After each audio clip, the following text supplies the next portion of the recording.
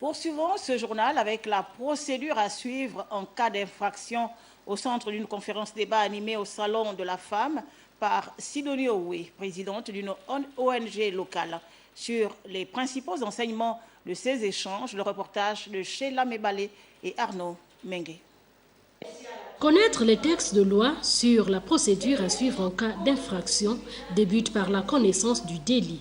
Mais à quoi renvoie cette notion? Lorsqu'on parle de délit, ce sont toutes les infractions que la loi punit de telle peine à telle autre peine. Par exemple, de 1 an à 10 ans. C'est ce qu'on appelle délit. C'est un comportement prévu et puni par la loi. En revanche, une infraction, c'est tout comportement qui est prévu et puni par la loi. Cette procédure méconnue du grand public a été dévoilée au cours de cette rencontre. Il nous a paru nécessaire de revenir sur les deux actions. L'action qu'ils engagent auprès des autorités, répressives, et les actions qu'ils peuvent mener en dehors du cadre pénal. Et insister sur le fait que lorsqu'une infraction est commise, la société également a tout intérêt à ce que l'auteur soit sanctionné.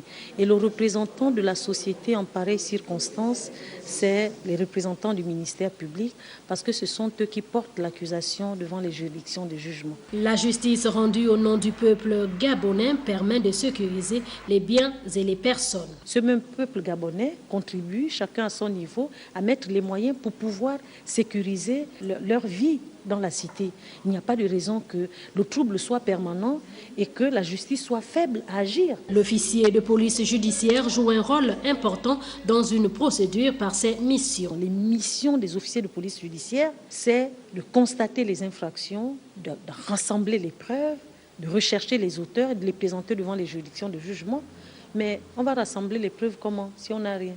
Qui a intérêt à avoir les preuves pour asseoir l'accusation? Je pense que c'est le représentant du ministère public, donc le procureur de la République au niveau des tribunaux et le procureur général au niveau des parquets généraux. En organisant cette rencontre, le Salon de la Femme a tenu à donner les armes juridiques et procédurales aux participants. Notre travail consiste à donner les armes juridiques, donc les outils légaux aux populations pour s'en servir, connaître leurs droits et puis connaître également les limites de leurs droits, donc leurs obligations. L'enfant victime ne peut pas être entendu en l'absence de son parent. C'est un outil. Sinon, la procédure va être bancale et annulable. Il est nécessaire que chaque Gabonais s'approprie ces notions de droit afin de pouvoir trouver des solutions face à un problème donné et entreprendre la procédure indiquée.